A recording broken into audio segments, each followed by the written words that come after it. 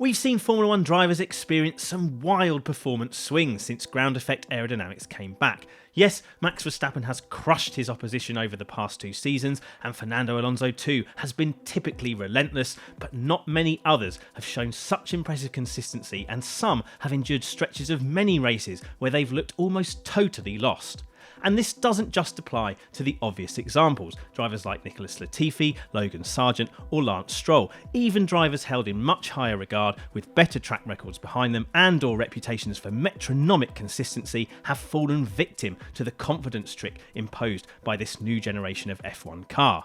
Drivers like Sergio, Perez and Daniel Ricciardo, both race winners who were largely revered in F1 pre-2022, have had their reputations shredded in this iteration of Formula 1. In the case of these two, the malaise has lasted so long their very presence on the grid has been called into question. But even drivers who have generally performed strongly in these cars have still had acute moments of struggle. Carlos Sainz has arguably produced his strongest season yet as a Ferrari driver, but in Baku he was nowhere in the race, such was his lack of confidence in the car. Similarly, Charles Leclerc had absolutely no pace whatsoever in the Spanish Grand Prix, and his confidence in Ferrari's car was so dented during that weekend he was convinced something was broken, yet the team could find nothing obviously wrong. And even drivers who've been performing consistently well over the past 2 seasons, such as McLaren's Lando Norris, still complain often about how horrible their car is to drive and how difficult it is to extract consistent performance from it. It's a similar story in terms of driver feedback at Ferrari and Mercedes too. In this video, we're going to attempt to unpick some of the reasons for this and explain why F1's current cars are exposing some drivers like never before. You'll often hear people in F1 refer to drivers having a particular driving style and discuss whether that style suits a particular car, setup or corner type. Probably the best way to characterise driving styles up and down the grid is on a spectrum, with drivers who like to V corners at one end and drivers who prefer to U corners at the other.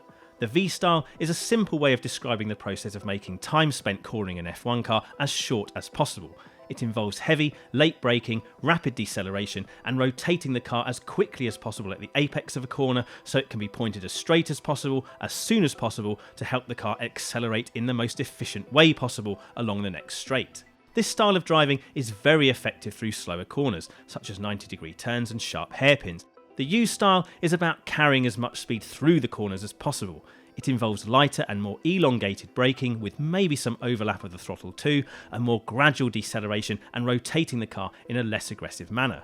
This style of driving tends to be more effective through faster corners and combined sections, like the famous S's at Suzuka. The driver needs to exercise fine judgment in how much speed to commit and trust that the car is balanced and stable enough to stand the load being asked of it.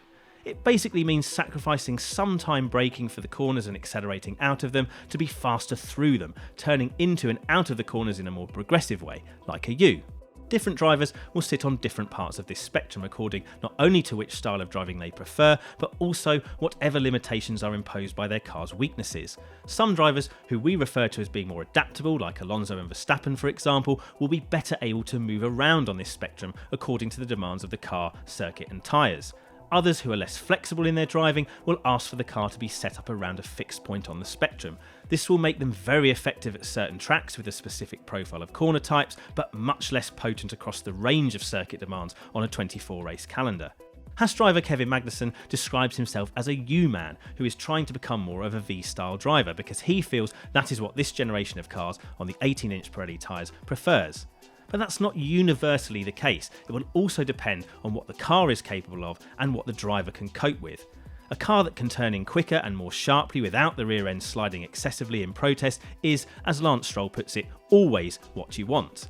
But no F1 car is perfect ever, and so here is the ever-present conundrum facing the drivers and their teams. Can you widen the performance envelope of the car significantly enough to account for your driver's preferred style, or is it incumbent on the driver to alter their technique wherever possible so the engineering team can compromise the setup less in pursuit of overall lap time? The likes of Verstappen and Alonso seem to adapt to whatever is asked of them. Lando Norris does a similar job while also complaining, like Magnussen has, that he would like to be able to drive in a U style that McLaren's current car won't allow him to fully exploit.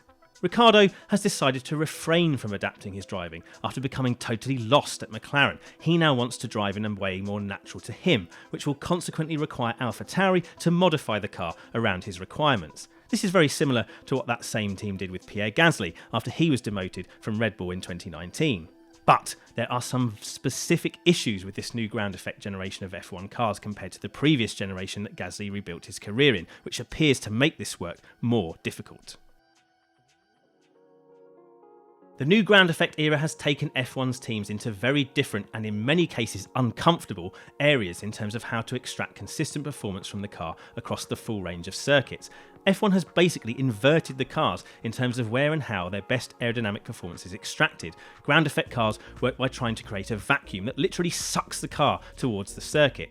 The lower you can run the car, the better the effective seal around it, the more powerful your vacuum, the more downforce you will produce, the faster you will go. F1's original ground effect cars of the late 1970s and early 80s had a physical seal with the track in the form of skirts, which were banned because of the high-speed accidents those cars were capable of having whenever that seal was broken. Today's cars effectively recreate that seal with clever cutouts on the floor edges that help redirect and minimise any airflow spillage from underneath the car. The cars also need to be super stiff to maintain the stability of that aero platform and prevent the driver experiencing drop-offs in grip that are tantamount to a light switch going on and off. So, the lower and stiffer you can theoretically run your car, the quicker and more consistent your car will be. But, as Mercedes has found to its cost under these rules, quite often it's just not physically possible to run the car low enough to the ground in a stable enough way to consistently access the best performance. Either the car will bounce on the ground to such an extent the drivers can't see properly and will lose peak grip just as they are approaching corners at high speeds, or the car will work well but grind away its legality plank to the point where it cannot pass scrutineering. The drivers are losing feeling and finding the cars more difficult to drive the lower and stiffer the engineers want to run them. Teams are having to come up on ride height to avoid breaking the rules, while also adding compliance in the suspension to help the drivers better feel what's going on, at an overall cost to pure performance. Softer cars also make the aero platform more difficult to control because the ride height will then be more inclined to shift as speed changes. On top of this, most of the clever top body aero surfaces F1 teams used to develop have been pared back or stripped away completely by regulation. So much development under the old rules went into front wings and barge boards, which helped control the airflow and stabilise the cars while transitioning through corners, giving the drivers confidence to lean on them. Now the front wings have been massively simplified and barge boards removed, some teams are struggling to recalibrate around a different process. It's perhaps no surprise that a team like Mercedes, which used to run a car with a long wheelbase to help stabilise the car at high speeds at the expense of nimbleness at low speed and a relatively low rear ride height with lots of intricate top body aero surfaces, is now struggling in the ground effect era, and particularly with stability in high speed corners. By contrast, Red Bull, which traditionally ran a car with a shorter wheelbase and a much higher static rear ride height, something copied pretty much up and down the grid, and requiring much finer control of airflow underneath the car as that ride height changed dynamically, is relatively much better off in ground effect. The way Adrian Newey's design stabilises the RB19's aero platform as the car's ride height changes is at the root of its superiority over other teams. F1 teams not only lack some of their old tools to control the aerodynamic stability of the cars as they corner and change speed, the aerodynamics are also consequently more sensitive to bumps, curves and other changes in track surface, and to crosswinds that unsettle the cars further, a particular problem for this season's Ferrari and Williams designs, but not by any means unique to them. What all this creates is a set of cars that can become very unpredictable to drive from track to track, session to session, or even corner to corner. This is a challenge drivers are facing up and down the grid. Even top F1 drivers are occasionally, as one leading team insider told us, getting spooked by how erratic these cars can sometimes be in a transient state, and therefore are having to take a step back owing to lost confidence. Even Alonso and Verstappen have their moments in these cars, but they are better able than most to gather them up and shrug them off.